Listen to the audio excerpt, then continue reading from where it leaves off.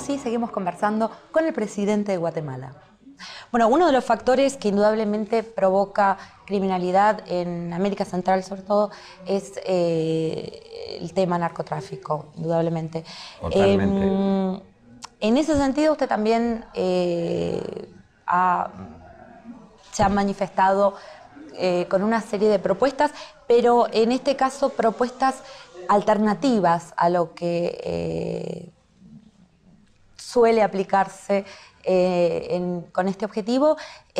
Bueno, usted mismo lo decía, las medidas tradicionales no funcionaron en todos estos años, tenemos que buscar nuevos caminos. ¿En qué se basa, en qué se basó por ahí a la hora de idear este otro camino para pensar que es precisamente es esta la estrategia adecuada? Bueno, yo le quiero contar que, y ya lo he dicho, ¿no? A mí me tocó hace 20 años, estando como director de inteligencia, hacer la lucha contra el narcotráfico. Me tocó compartir con las agencias de Estados Unidos en el país, con la inteligencia de México, inteligencia salvadoreña y hondureña, hacer esta lucha conjunta contra el narcotráfico. Y quiero contarle que fuimos exitosos en el momento. Logramos confiscar muchos cargamentos de cocaína especialmente, logramos la captura de importantes personajes, dentro de ellos uno de los que hoy sigue siendo el capo más grande y más importante, yo le diría, en el mundo. Eso fue un trabajo que hicimos con el equipo, logramos hacer la captura y lo entregamos a las autoridades mexicanas. Estuvo 7 años en una cárcel de máxima seguridad y logró evadirse de esa cárcel. Y hoy es el capo número 1 a nivel mundial, que es el conocido como Chapo Guzmán. Fue capturado con el equipo después de un trabajo de inteligencia que nosotros hicimos. Eso fue hace casi 20 años. 20 años después llego yo de presidente de la República y encuentro que ha aumentado y ha crecido la violencia, el crimen, el tráfico, la producción, el consumo y la guerra que hemos llevado en todos estos años no ha tenido los frutos que nosotros queríamos. Yo más bien le diría, es una guerra que, para hablarlo con toda la franqueza, está fracasando. Y entonces, si eso es así, pues para mientras que encontramos otras alternativas, vamos a seguirlo haciendo. Y en estos 3 meses hemos sido otra vez exitosos. Pero tenemos que poner sobre la mesa la capacidad de dialogar y encontrar nuevas rutas que sean efectivas para frenar este flagelo del narcotráfico que nos está afectando aquí en Latinoamérica, pero yo diría en el mundo entero. Así que a eso se debe mi propuesta, en base a la experiencia, en base al conocimiento, en base a las vivencias que he tenido y en base al análisis que hemos hecho, que la guerra no ha sido exitosa y que necesitamos entonces encontrar otras alternativas diferentes. Ahora, si somos un poco más precisos, hablamos de la cuestión de la despenalización que usted propone. ¿De qué forma esa propuesta puede resultar una herramienta exitosa para luchar contra el narcotráfico? Pero yo la propuesta que hoy traigo a la Cumbre de las Américas, y es una propuesta que esperaría que sí fuera recogida, es la invitación al diálogo a los jefes de Estado, a los líderes en el ejercicio del poder.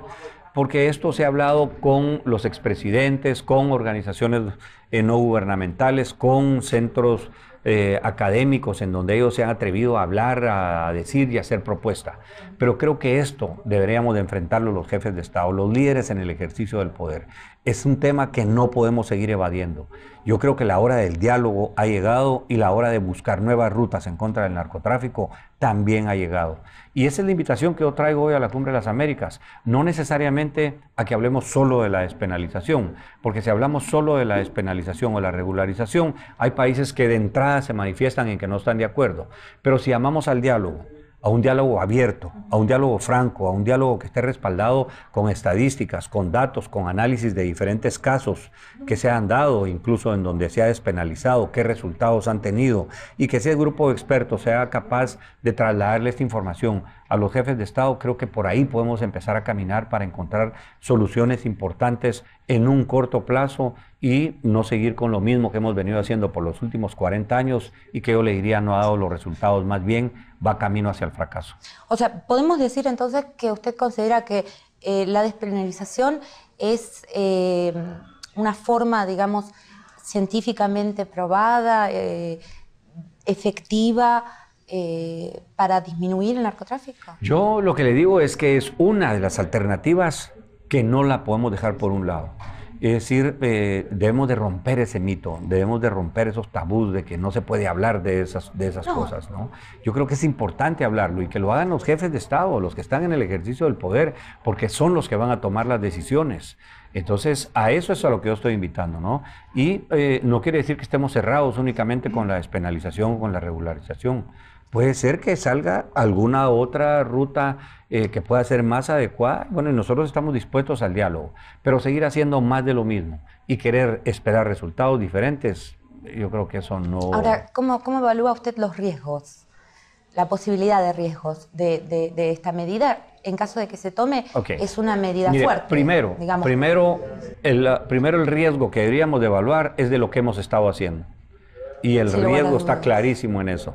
No se ha disminuido el consumo, no se ha disminuido la producción y no se ha disminuido el tráfico. Ese es el riesgo que tenemos ya en lo que estamos haciendo.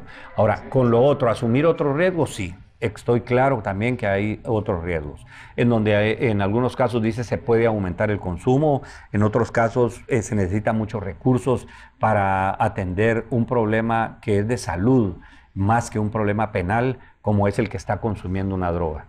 En lugar de penalizarlo a él, habría que ver cómo se le atiende con mecanismos de salud. Y por otro lado, habría que invertir muchísimo en programas de prevención y en programas de educación. Yo creo que esos son... ¿No es contradictorio, por un lado, decir esto es legal y por otro lado, hacer programas de educación que digan no hagas esto? No, yo diría que no es contradictorio. Es decir, es más bien en lugar de contradictorio es complementario, porque la regularización... No lo hagas, pero puedes hacerlo. No, la regularización lo que quiere decir es que tampoco es que estamos nosotros de acuerdo en que se va a estar vendiendo cocaína en cada esquina o en cada tienda o en cada lugar en un supermercado, sino que eso tiene que estar regulado. Y ahí es en donde tienen que haber un acuerdo entre todos los países. Por eso es que no puede ser una propuesta de un solo país, no puede ser algo que tome unilateralmente un país, sino que aquí tiene que estar la región completa de acuerdo para poderlo hacer. Pero la regularización no quiere decir liberalización. Liberalización sí quiere decir hay producción, hay tráfico y hay consumo como se quiera hacer y se expende donde se quiera y no hay nada que lo regule. No vamos sobre ese camino. Creo que ese sería el otro extremo que tendríamos y ahorita estamos en el otro extremo que es el prohibicionismo. Usted ha hablado mucho de de la necesidad de aumentar la presencia de Guatemala en el mundo, de cambiar la imagen de Guatemala.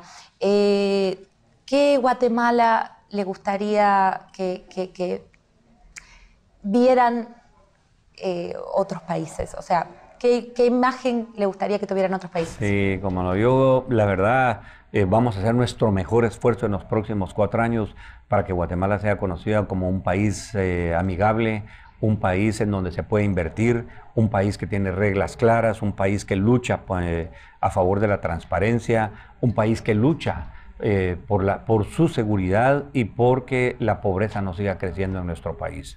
Además de eso, un país con una cultura milenaria, la cuna de la civilización maya, en donde precisamente ahora el 21 de diciembre de este año se va a finalizar toda una era y vamos a ser testigos del inicio de una nueva era de los mayas, que en total son más de 25,000 años. O sea, esa es la Guatemala que yo quiero que se conozca, una Guatemala en paz, una Guatemala que es un país previsible, con reglas claras, que se puede invertir y que se puede ir a conocer las bellezas que tiene. Como usted bien sabe, en el 2010 su predecesor visitó nuestro país, de alguna forma haciendo un énfasis en el interés de Guatemala por desarrollar sus relaciones con Rusia. De hecho, estuvo en nuestro canal, en nuestro estudio. Planteémoslo así, ¿podemos tener lugar, digamos, dejarle lugar a la esperanza de ser honrados por su presencia durante estos 4 años? Bueno, yo esperaría, sí, a mí me encantaría tener la posibilidad de poder visitar a Rusia. Me encantaría. Además, yo creo que he tenido ya comunicación con el embajador allá en 3 oportunidades, hemos platicado personalmente.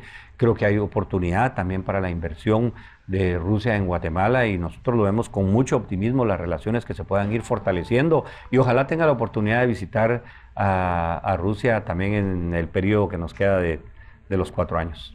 Bueno, vamos a estar esperándolo. Entonces, Muchísimas digamos gracias. que no es un compromiso, pero es una intención y muy buena intención. intención de poder estar allá. Bueno, una vez más, muchísimas gracias. Gracias a ti.